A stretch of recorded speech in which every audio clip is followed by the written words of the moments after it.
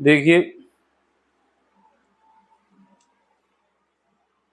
ये वाला क्वेश्चन जो है हमारा 2024 में आया था सीबीएसई बोर्ड में। ठीक है, 2024 में सीबीएसई बोर्ड में आया था। सेट हमारा 65, ठीक है, और उसका सेट नंबर 2 था। कोड जो था 65, सेट नंबर 2। 2018 में भी पूछा जा चुका था ये सीबीएसई बोर्ड की बात है। और क्लास कौन सी है? क्लास 12 है।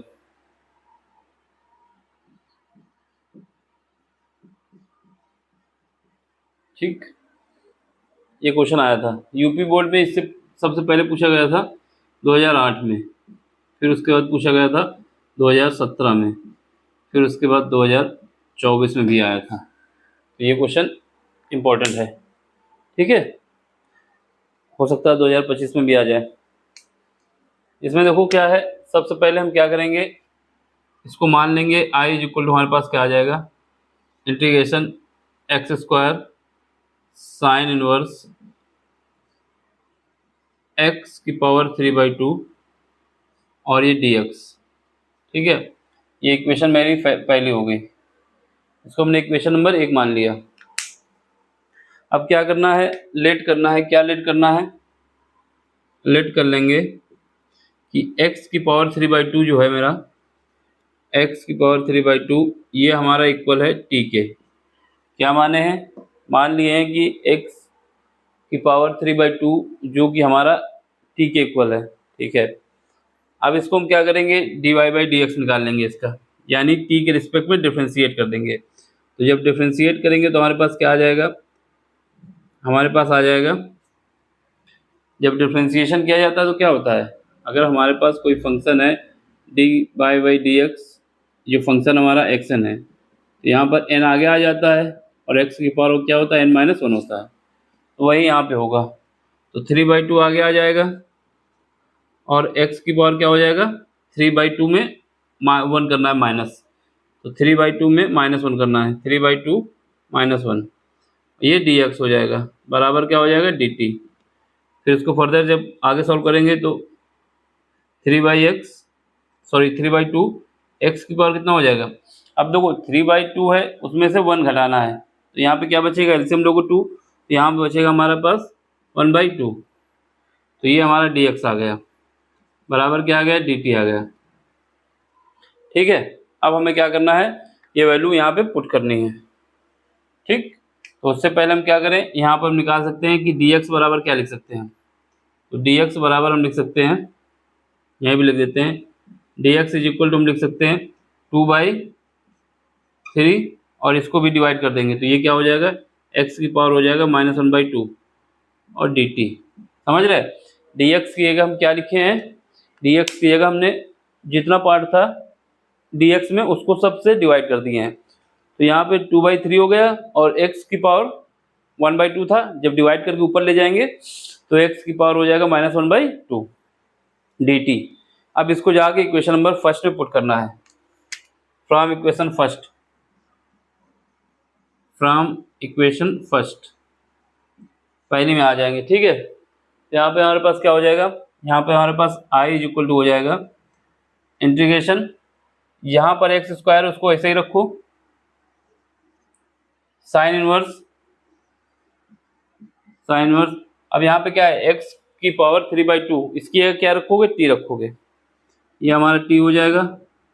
और यहाँ पे dx की जगह क्या रखोगे, dx की जगह पे हम ये रखेंगे पूरी वैल्यू dx की जगह पे, तो ये हमारा dx की जगह क्या आएगा, 2/3 और x की पावर -1/2 और dt आ जाएगा। ठीक है, तो हमने ये उठा के वहाँ से पुट कर दिया इसमें।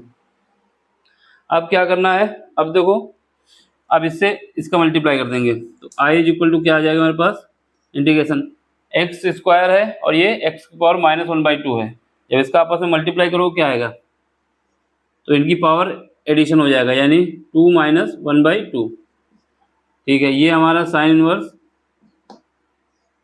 t आ जाएगा और dt, और जो कांस्टेंट टर्म है क्या है 2/3, इसको हम आगे लिख देते हैं, क्या लिख देंगे, आगे लिख देंगे 2/3। ठीक है, ये पार्ट हमारा इतना बन गया।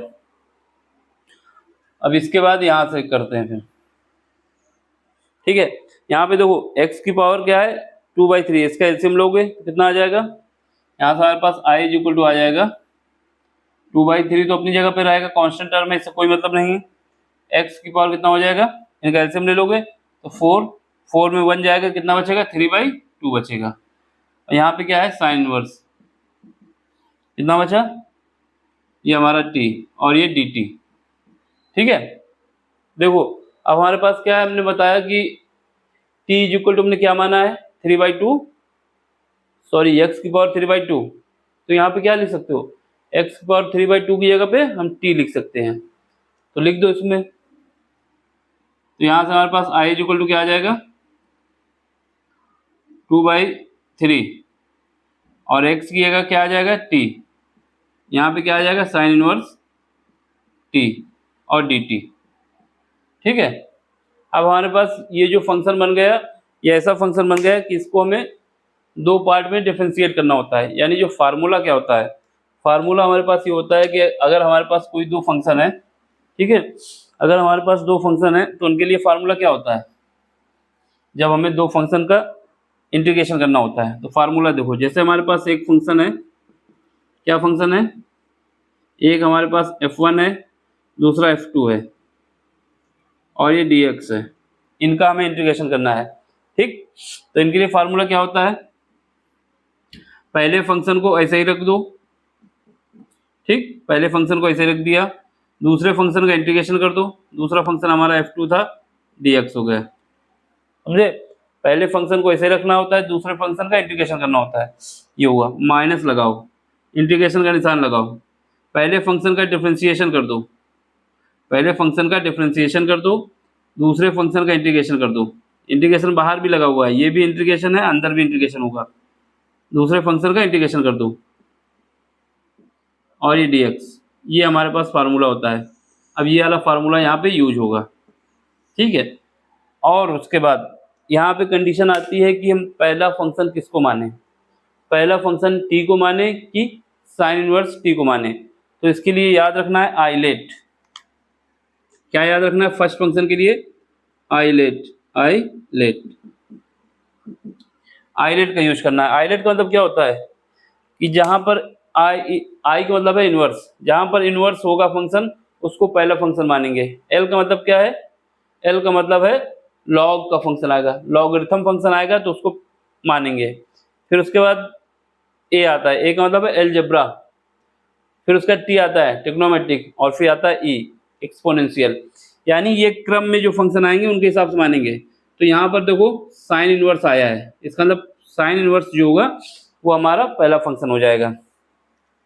तो क्या हो जाएगा, यहाँ से हमारे पास i इज इक्वल टू हो जाएगा 2/3 अपनी जगह पे रहेगा, और ये यहाँ पर साइन इनवर्स को पहले लिख दो, साइन इनवर्स t, ठीक है। और ये हमारा सेकंड फंक्शन हो जाएगा, कौन सा, t जो हो जाएगा वो सेकंड फंक्शन हो जाएगा dt। अब हमें ये वाला फार्मूला यूज कर देना है, ठीक है, इस फार्मूले को हम यूज करते हैं। चलो करते हैं फिर। i इज इक्वल टू यहाँ पे क्या आएगा 2/3 कांस्टेंट रहेगा, कोई मतलब नहीं इससे। पहले फंक्शन को क्या करना होता है, ऐसे ही रखना होता है, यानी साइन इनवर्स को ऐसे रख दो, साइन इनवर्स t, ठीक। फिर उसके बाद दूसरे फंक्शन का क्या करना होता है, इंटीग्रेशन करना होता है। तो पहला फंक्शन हमने ऐसे ही लिख दिया, दूसरे फंक्शन का इंटीग्रेशन करना होता है। और अगर हमारे पास x होता है, x का इंटीग्रेशन करना होता है तो क्या होता है, क्योंकि x की पावर कितना है n है, सॉरी, अगर हमारे पास कोई फंक्शन है x की पावर n d, इसका क्या करना है, हमें इंटीग्रेशन करना है। तो इसके लिए क्या करते हैं, x की पावर को बढ़ा देते हैं, एक डिवाइड कर देते हैं जो ऊपर आया है, ये होता है ना फार्मूला, x की पावर एक बढ़ जाएगी, डिवाइड होगा n+1 से, जो भी पावर होगी उससे डिवाइड कर दिया जाएगा, वही यहाँ पर यूज होगा। यहाँ पर हमारे पास t है, तो t की पावर कितना है, n की वैल्यू 1 है, ठीक है। तो यहाँ पे क्या करोगे, जब इसको इंटीग्रेशन करोगे कितना आ जाएगा, t²/2। ये इतना इजी है लेकिन बता देते हैं ना कि समझ में आ जाए। तो ये पहला फंक्शन का हमारे पास काम हो गया, ये वाला फार्मूले के हिसाब से ये वाला पार्ट हो गया। अब लगाओगे माइनस, ठीक है, फिर उसके बाद क्या लगाओगे, इंटीग्रेशन का निशान, फिर उसके बाद क्या लगाओगे, सेमी ब्रैकेट, ठीक। अब क्या करना है, पहले फंक्शन का क्या करना होता है, डिफरेंशिएशन। और पहला फंक्शन हमारे पास क्या है, साइन इनवर्स टी। याद रखना, अगर d y by d x करना है साइन इनवर्स एक्स का, ये होता है हमारे पास 1 डिवाइड बाई, क्या होता है, 1 डिवाइड बाई अंडर रूट के अंदर 1 माइनस एक्स स्क्वायर। याद रखना, अगर हमारे पास ये यूज करना है साइन इनवर्स, तो इसका इंटीग्रेशन कितना आता है, 1 divide by under root 1 minus x square. ठीक है, तो वही यहाँ पे यूज होगा। तो यहाँ पे क्या आ जाएगा, इसका हमें क्या करना है, डिफरेंशिएशन, सॉरी डिफरेंशिएशन करेंगे तब आएगा ये, याद रखना। ये कितना आ जाएगा, 1 माइनस, यहाँ पर टी है, एक्स नहीं है, तो ये टी का स्क्वायर, ठीक, 1 माइनस टी का स्क्वायर, और ये क्या आ जाएगा, ठीक। अब इसका देखो सेकंड फंक्शन क्या है, सेकंड फंक्शन हमारे पास टी है, तो टी का इंटीग्रेशन करो, कितना आएगा, टी का इंटीग्रेशन आएगा टी स्क्वायर बाई 2, फिर उसके बाद क्या आ जाएगा, डी टी आ जाएगा। ठीक, तो ये हमारा फंक्शन हो गया। पहले कैसे आया समझो। सबसे पहले हमें इसको क्या करना होगा, इस फार्मूले का यूज करना है, इंटीग्रेशन बाय पार्ट। ठीक है, तो उसके लिए फार्मूला क्या होता है, ये हमने लिख दिया यहाँ पे। फिर उसका इसमें चेक करना होता है कौन सा फंक्शन हमारा पहला फंक्शन होगा, तो उसके लिए आइलेट याद रखना है। तो आइलेट से हमें पता चला कि इन्वर्स वाला कहीं पर आएगा, तो वो सबसे पहले पहला फंक्शन हो जाएगा, तो उसको लिख दिया। फिर उसका सेकेंड हो गया, तो इसके बाद ये फार्मूला इसमें अप्लाई कर दिया, तो ये कंडीशन आ गई। अब इसको सॉल्व करना है आगे। तो यहाँ से क्या होगा, 2/3, ये 2 है, ये 2 है, देखो 2 ऊपर है, ये नीचे है, ये नीचे है, सब में कॉमन है ना, तो 2 हट जाएगा, तो यहाँ पे क्या बचेगा, 1/3। याद रखना 2 हट गया, कैसे हटा, इस 2 का जब अंदर मल्टीप्लाई करेंगे तो ये कट जाएगा, इस पे होगा तो ये भी कट जाएगा, तो 2 हट गया, कितना बचा, 1/3 बचा। ठीक, अब यहाँ पे आओ साइन इनवर्स, ये हमारा ऐसे ही रहेगा, यहाँ पे टी स्क्वायर आगे कर लो, और ये 2 जो है इससे कट चुका है, तो ये नहीं आएगा, तो ये हमारा आ जाएगा साइन इनवर्स टी। तो ये वाला पार्ट तो एक जगह पे आ गया। ठीक है, अब इस पे आओ, ये माइनस है, ठीक है, इंटीग्रेशन। अब यहाँ पे क्या करूँ, टी स्क्वायर है। ठीक, अब हम क्या करेंगे, एक बार टी स्क्वायर में 1 को ऐड करेंगे, एक बार घटाएंगे। ठीक है, तो उससे पहले हम क्या करें, इस माइनस को अंदर पहुँचा दें, इस माइनस को हम अंदर पहुँचा देते हैं। तो इस माइनस को जब अंदर पहुँचाओगे तो यहाँ पर प्लस हो जाएगा, ठीक है, और ये माइनस का टी स्क्वायर हो जाएगा, नीचे क्या आ जाएगा, under root 1 minus t square, और यहाँ पर कुछ बचा, ये 2 तो इससे कट के जाएगा ना, यहाँ पे हमारे पास डी टी बचेगा।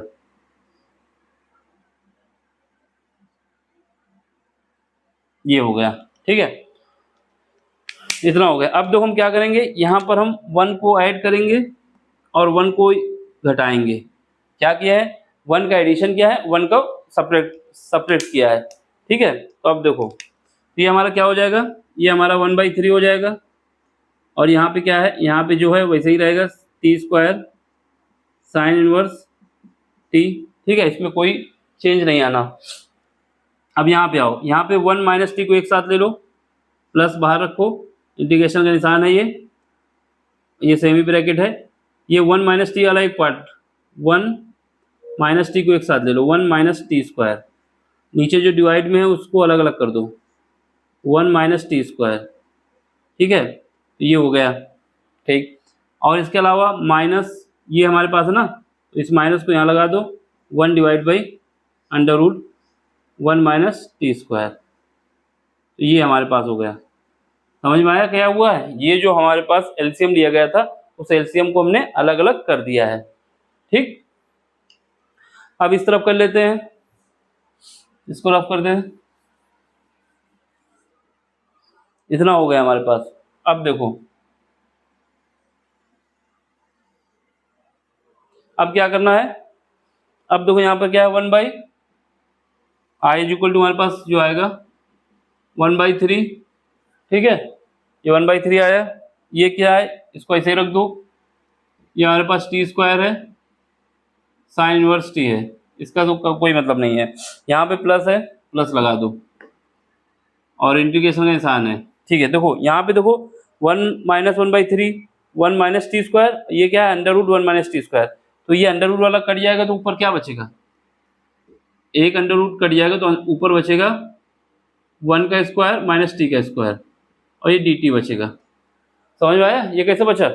ये हमने इससे एक घटा दिया, ठीक है, क्योंकि इसकी पावर कितना 1 है, इसकी पावर 1/2 है।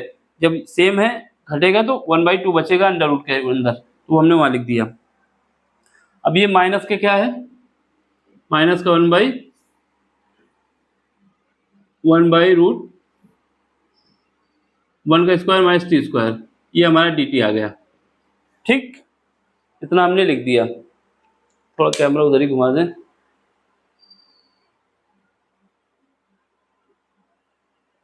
देखो अब हमें क्या करना है, इसको यूज करना है। एक फार्मूला ये होता है, क्या फार्मूला होता है ये देख लो।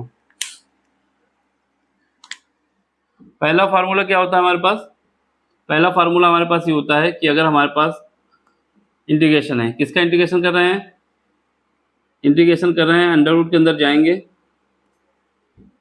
क्या करेंगे, ए स्क्वायर लेंगे माइनस एक्स स्क्वायर लेंगे। क्या किए हैं, अंडर रूट के अंदर गए हैं, ए स्क्वायर लिए हैं माइनस एक्स स्क्वायर लिए हैं, ठीक है, और ये डी एक्स है। तो इसका इंटीग्रेशन करना चाहते हो तो क्या आएगा, ये इंटीग्रेशन इसका निकल के आएगा, पहले तो x/2 समझ लो, x/2, इसके बाद जो फंक्शन है उसको ऐसे ही लिख दो, क्या है, ए स्क्वायर माइनस एक्स स्क्वायर है, ठीक है, प्लस फिर a²/2, a²/2 sine inverse x/a plus सी।